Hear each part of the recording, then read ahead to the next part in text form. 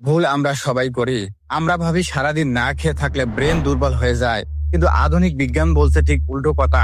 আপনি কি জানেন, রোজা রাখা অবস্থায় আমাদের ব্রেন আসলে একটি টার্বো মোডে চলে যায়। হ্যাঁ, ঠিক শুনছেন।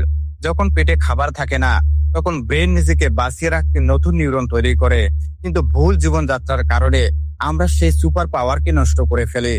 আজকের ভিডিওতে আমি কোনো সাধারণ টিপস দেব না, বরং বলবো এমন 3টি ব্রেন সিক্রেট যা আপনার রোজার ক্লান্তি দূর করে বুদ্ধিকে তলোয়ারের মতো ধারালো করবে। শেষ সিক্রেট জানলে আপনি অবাক হবেন যে কত বড় ভুল এতদিন আপনি করেছিলেন। প্রথম সিক্রেট, অটোফেজি এবং ব্রেন ক্লিনিং। রোজার সময় আমাদের ব্রেনে অটোফেজি বা সেলফ ক্লিনিং প্রক্রিয়া শুরু হয়, অর্থাৎ ব্রেনের ভেতর জমে থাকা ময়লা বা টক্সিন পরিষ্কার হয়। এটি সচল রাখতে ইফতারের ভাজা পড়া একদম এড়িয়ে চলুন, কারণ ট্রান্স ফ্যাট ব্রেনের এই পরিষ্কার করার ক্ষমতা কমিয়ে দেয়।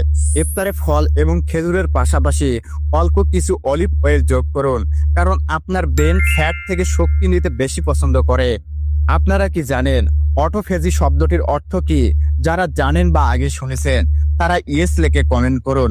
দ্বিতীয় সিক্রেট, ব্রেন ফার্টিলাইজার বা বিডিএনএ বুস্টিং। বিজ্ঞানে একটি প্রোটিন আছে যার নাম বিডিএনএ। একে বলা হয় ব্রেনের সার। রোজা রাখলে এটি 3 গুণ বেড়ে যায়, কিন্তু এটি নষ্ট হয় যখন আমরা ইফতারের পর একেবারে অনেক মিষ্টি জাতীয় খাবার খাই। ব্রেনকে পাওয়ারফুল রাখতে ইফতারের পর 1 কাপ গ্রিন টি বা চিনি ছাড়া ডার্ক চকলেট খেতে পারেন। এটি আপনার স্মৃতিশক্তি বাড়াতে এবং নতুন কিছু শিখতে অবিশ্বাস্যভাবে সাহায্য করবে। যদি এখন পর্যন্ত ভিডিওটি ভালো লেগে থাকে, অনুগ্রহ করে একটি লাইক দিন, এতে আমাদের পরবর্তী ভিডিওগুলো তৈরি করতে উৎসাহ পায়। তৃতীয় সিক্রেট, রেটাল শিফট বা কাজের সময় পরিবর্তন। সবচেয়ে ইউনিক টিপস হলো আপনার দিনের সবচেয়ে কঠিন কাজটি করার সময় বদলানো। গবেষণায় দেখা গেছে থিওরির 3-4 ঘন্টা পর ব্রেন সবচেয়ে বেশি ফোকাস থাকে। তাই জটিল কাজগুলো দুপুরের জন্য ফেলে না রেখে সকালেই শেষ করুন। এই সময় আপনার ব্রেন কিটোন বডি ব্যবহার করে চলে, যা গ্লুকোজের চেয়ে বেশি স্থায়ী এনার্জি দেয়। মানসিক এবং আধ্যাত্মিক যোগসূত্র। ব্রেন পাওয়ার শুধু খাবার বা ঘুমের উপর নির্ভর করে না।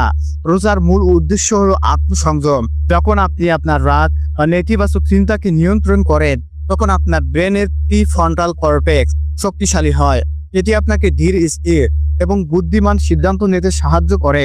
রোজার মাসে আপনি কি আগের চেয়ে বেশি শান্ত অনুভব করেন? আপনার অভিজ্ঞতা আমাদের সাথে শেয়ার করুন। কনক্লুশন ও বোনাস টিপ। সবশেষে মনে রাখবেন, আপনার শরীরকে নয়, বরং আপনার মনকে রোজার জন্য প্রস্তুত করুন। ইফতার থেকে সেহরি পর্যন্ত প্রচুর পানি পান করুন, কিন্তু একসাথে নয়, ধাপে ধাপে। যদি এই ভিডিওটি আপনার কাছে ইউনিক মনে হয় এবং আপনার একটু উপকারে আসে, তবে সাবস্ক্রাইব করে আমাদের সাথে থাকতে ভুলবেন না। আল্লাহ আমাদের সবার রোজা কবুল করুন।